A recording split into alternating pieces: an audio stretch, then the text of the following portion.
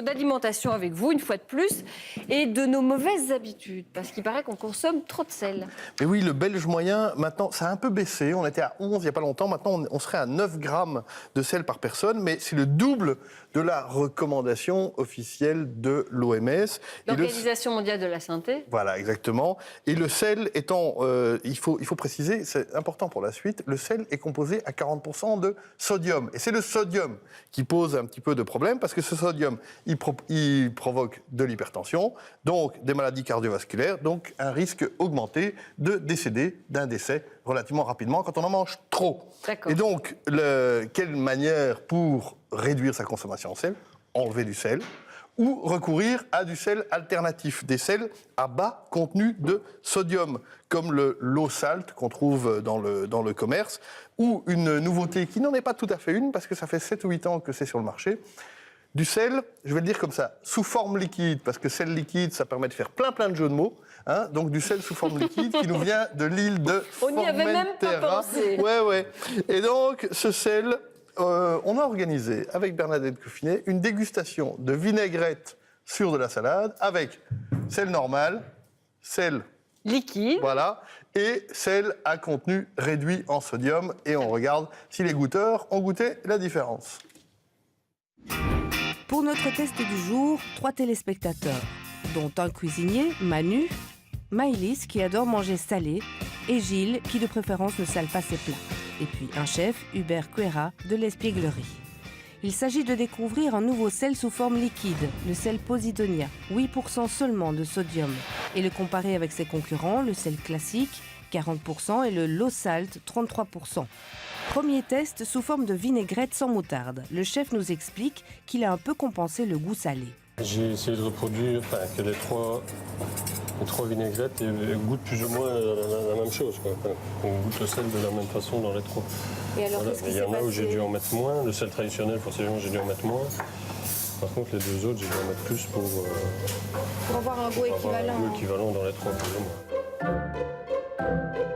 Place aux papilles, avec la première vinaigrette au sel classique. Unanimement, il n'y a rien à dire, et c'est logique. Pas besoin de rajouter de sel en plus, je dirais. Vient ensuite la vinaigrette au sel Posidonia. Après plusieurs bouchées et commentaires, les 3 goûteurs tombent d'accord. Niveau assaisonnement, pour moi, c'est la même chose. C'est pas plus salé en tout cas. Le troisième, le sel low salt, fait en majorité avec du chlorure de potassium, va cette fois diviser. Manu et Maëlys vont aimer. Gilles, lui, distingue un goût différent. La deuxième, en plus, j'ai laissé ma fourchette là. Et là, on sentait que c'était vraiment un arrière-goût plus épicé à la deuxième. Oui. Les avis divergent, on va devoir durcir le test. Les amis, vous allez goûter les 3 sels purs. Allez, on se lance. Verdict. Celui du mieux sans hésiter. S'il a le moi même... aussi, celui du mieux sans Un hésiter. pouvoir salant plus élevé. Plus doux, plus relevé, plus naturel, plus... Je serais ravie de tester dans ma cuisine du coup le sel liquide, dans mes aliments, dans mes préparations. Peut-être pas juste sur les frites. J'aime beaucoup saler mes frites et du coup... Je suis impatient de goûter, de tester celui-là, parce que j'ai jamais testé celui-là.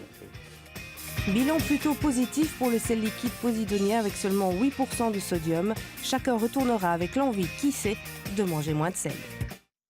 On revient, Carlos, sur Ouais. cette fameuse concentration en sodium. Voilà, alors petit rappel, le sel de cuisine, 40% de sodium. C'est lui l'ennemi, on l'a dit, des artères.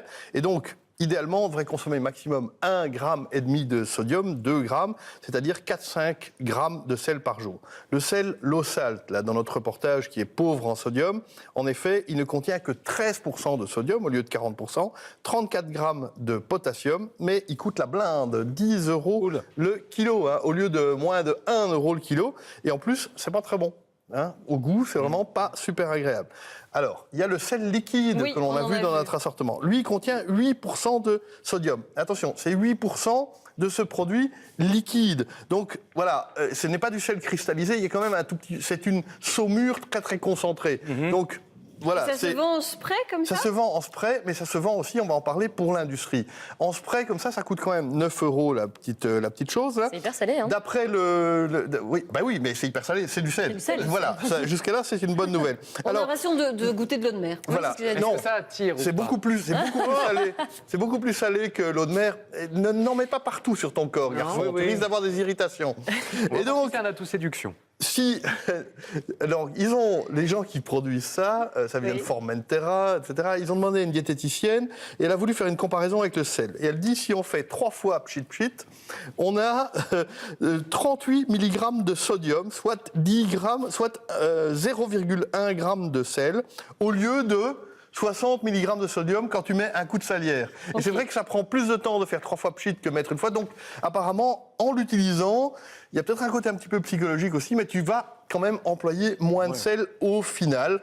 Voilà. Alors, pourquoi il est meilleur au goût que le low salt, par exemple? Alors, ce sel est filtré par un lac où il y a des algues, des Posidonies, c'est pour ça que ça s'appelle Posidonia, et apparemment, ce filtrage naturel enrichit énormément cette eau très très salée, l'enrichit très très fort en différents sels minéraux, potassium, calcium, magnésium, et donc ça équilibre les goûts. Et quand on le fait à cette concentration-là, il est bon. Si on essaie de le réduire plus, il devient moins intéressant. Et ces gens-là, eux, ils disent, OK, voilà, les vendeurs de ça, ils disent, c'est bien pour la maison, tu vas manger moins de sel et tout, mais ils veulent convaincre les industriels. Et je vous ai mis là un morceau de pain qui a été fait, selon la législation, à 17 grammes de sel, c'est le drapeau vert, et le drapeau orange, on a remplacé le sel par 70 grammes de sel liquide. Et d'après les vendeurs de ce sel, d'après Posidonia, on arrive à une réduction entre 30 et 40% de sodium au final. Et ma question, c'est, est-ce que le goût salé est le même ?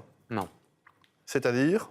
Le vert est plus salé. Pour Le vert est plus salé, Ouais. d'accord ? Moi, ça ne me marque pas. Moi non plus. Voilà. Moi non plus, Alors, je ne vois pas de différence. Ok, donc on en a un sur... Donc voilà, 25% C'est de... peut-être psychologique. Hein, Oui, mais peut-être, mais c'est intéressant. Enfin, donc, ils sont vraiment en train de faire un gros lobbying sur l'industrie. Ils vont même faire poser des questions au Parlement européen parce qu'ils veulent vraiment convaincre les industriels de passer... C'est pas simple, hein, parce que tu introduis pour le pain un ingrédient mouillé dans des ingrédients secs. Et du point de vue des procédés, c'est très, très compliqué.